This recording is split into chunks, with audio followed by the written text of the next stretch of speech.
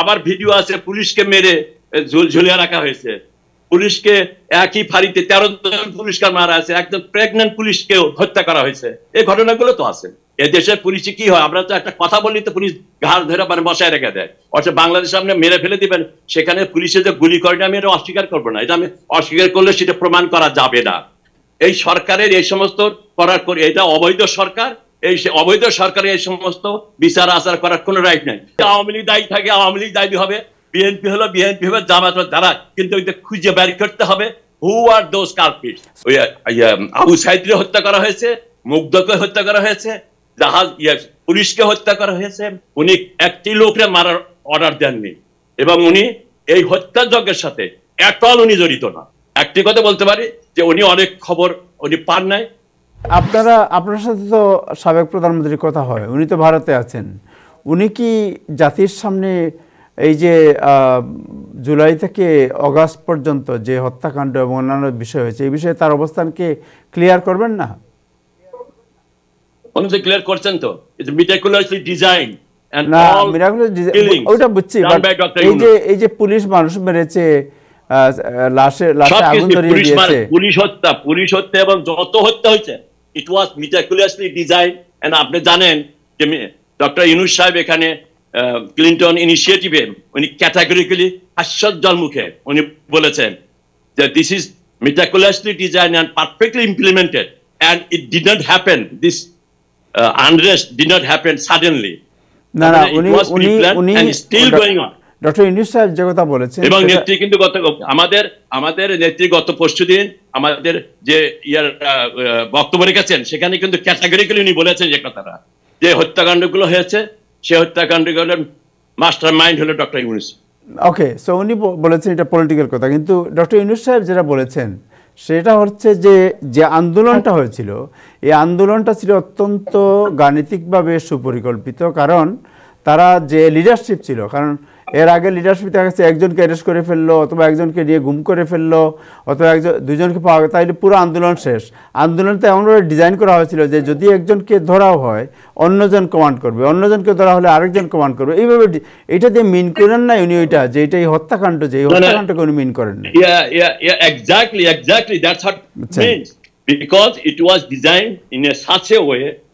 You don't need a leader, but they're all leaders. আপনি তো design যদি করেন, they are all leaders. আপনি যদি একটা আন্দোলন করেন আপনার আন্দোলনের কৌশল থাকবে না। যে কিলিংটা হইছে, দ্যাট কিলিং, এই কিলিং এর ব্যাপারটা তো এটা কি আপনারা মনে করেন এই কিলিং এটা অন্যরা করছে, আওয়ামী লীগ এই কিলিং বা সরকারি বাহিনী বা সরকারের নির্দেশ এটা হয় না? সরকারের কারণে এটা সেই জঙ্গি যে বাহিনী এখন দেশে এখন যে পতাকা চেঞ্জ করতেছে,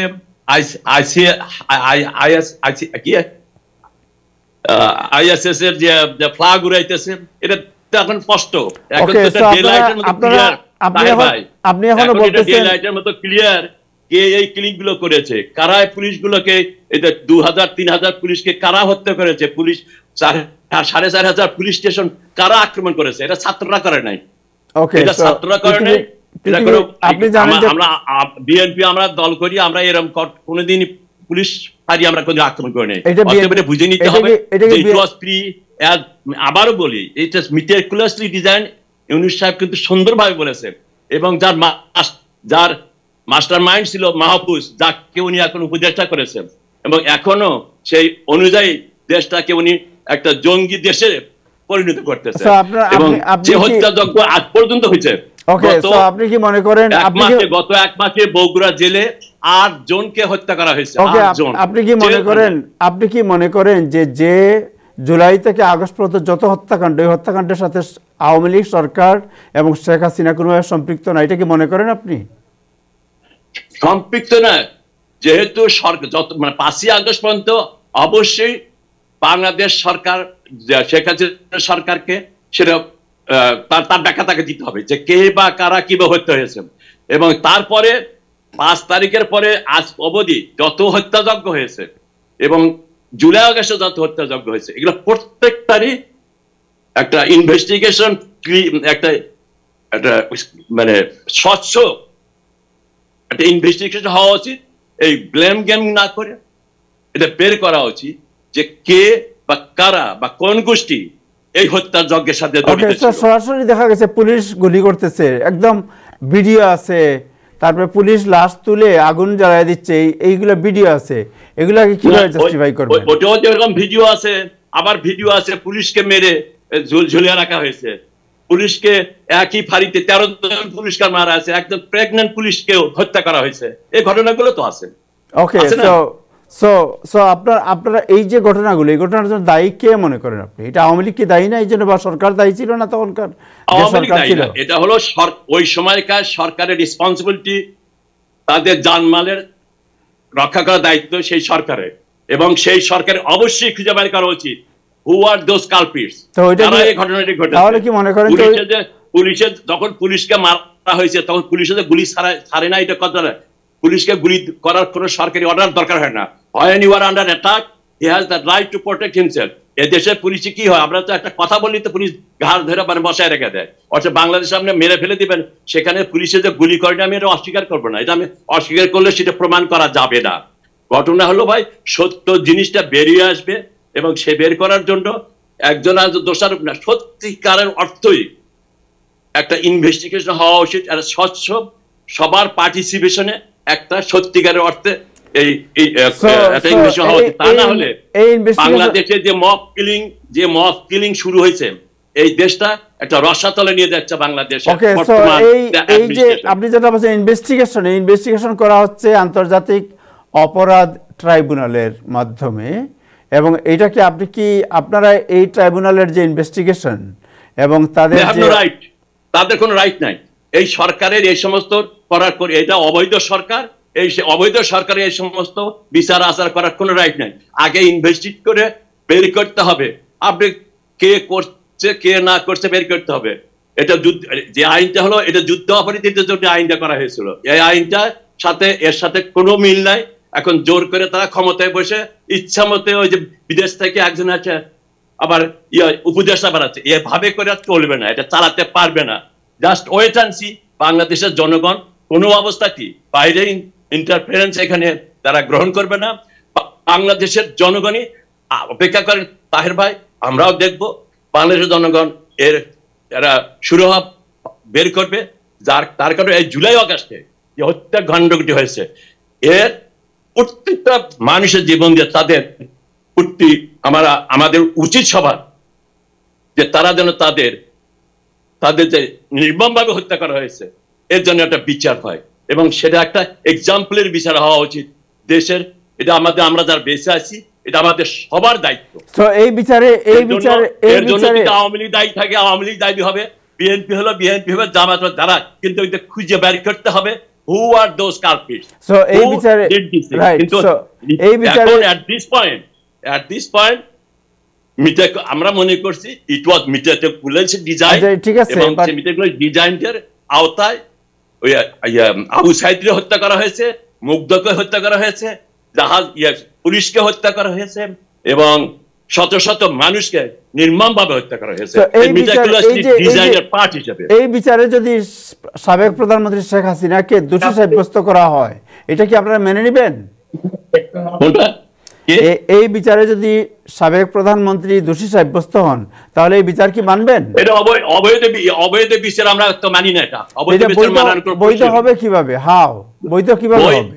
তাদের কোনো বৈধ রাইট নাই এরকম একটা। ওকে, সো বৈধ কিভাবে হতে পারে? কারণ এই সরকারটা তো ভাই একটা অবৈধ সরকার। তারা আসছে একটা ইন্টারিম পিরিয়ডের জন্য। ইন্টারিম পিরিয়ডে এসে তাদের কাজটা কি? দেশের শান্তি শৃঙ্খলা বিজয় করে একটা ইলেকশন যদি করতে চায়, একটা ইলেকশন দিয়ে ইলেকশনের যে দল আসবে তারা সমস্যা সমাধান করবে। তাদেরকে দায়িত্ব দেওয়া হয়। আন্দোলনটা যখন হয়, মেটিকুলাসলি ডিজাইন যখন হয়, তখন কিন্তু এই সমস্ত কিছু ছিল না। কোটা আন্দোলনে বলে নাই ক্ষমতা চ্যুত করতে হবে, কোটা আন্দোলন বলে নাই এত লোকে হত্যা করতে হবে। ইলেকশনে যদি যে দল ক্ষমতা আসবে সেই দল যদি বিচার করে এবং তাতে যদি শেখ হাসিনা দোষী সাব্যস্ত হন, তাহলে কি সেটা মেনে নিবেন?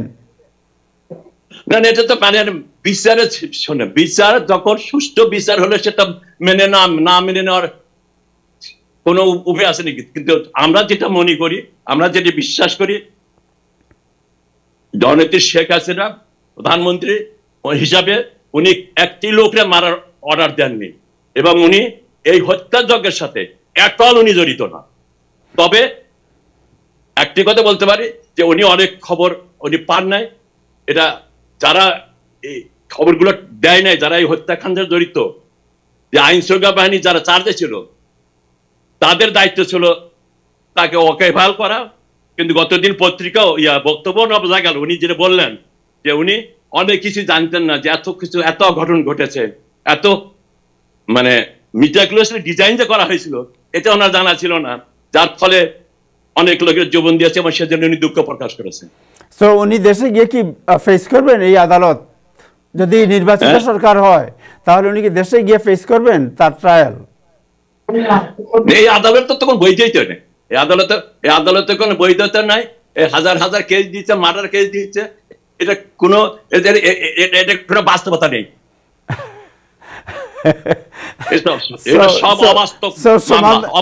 সমাধানটা কিভাবে হবে? নির্বাচিত সরকারে যদি করে এটাও মানবেন না, অনির্বাচিত সরকারের মতো সমাধানটা আমি সেটা বলি, নির্বাচিত সরকার আসলে তারা সিদ্ধান্ত নেবে। তারা সিদ্ধান্ত নেবে, নির্বাচিত সরকার আসলে তারা সিদ্ধান্ত নেবে। আমি বলছি নির্বাচিত সরকার ডেমোক্রেটিক প্রসেসে, তখন একটা ডেমোক্রেটিক প্রসেস চলবে, সবারই বলার অধিকার থাকবে সবারই। এখন তো আমাদের কোনো বলার অধিকার নাই, আমাদের কোনো কথা বলার অধিকার আছে? আমরা রাস্তা বের হতে পারি? নির্বাচিত সরকার যদি বিএনপি হয়, যদি নির্বাচনে বিজয়ী হয় এবং তারা যদি এই ট্রায়াল করে, তাহলে কি উনি দেশে গিয়ে ট্রায়াল ফেস করবেন? অবশ্যই আমরা ফেস করবো, আমরা সবাই ফেস করবো। ওকে, সো মানে বিএনপির আন্ডারে যদি বিচার হয় তাহলে আপনারা ট্রায়াল ফেস করবেন? সরকারি আন্ডারে বিচার হলে আমরা অবশ্যই ফেস করবো। Alright, thank you so much, thank you, আপনাকে অনেক ধন্যবাদ। উই হ্যাভ দ্যাট গাটস, কারণ আমরা কাউকে মারি নাই, আমরা একটি লোকরে হত্যা করি নাই। আচ্ছা আচ্ছা আচ্ছা, ঠিক আছে, থ্যাংক ইউ ভাই, thank you so much, thank you, আপনাকে অনেক ধন্যবাদ, অনেক ধন্যবাদ সময় দেওয়ার জন্য।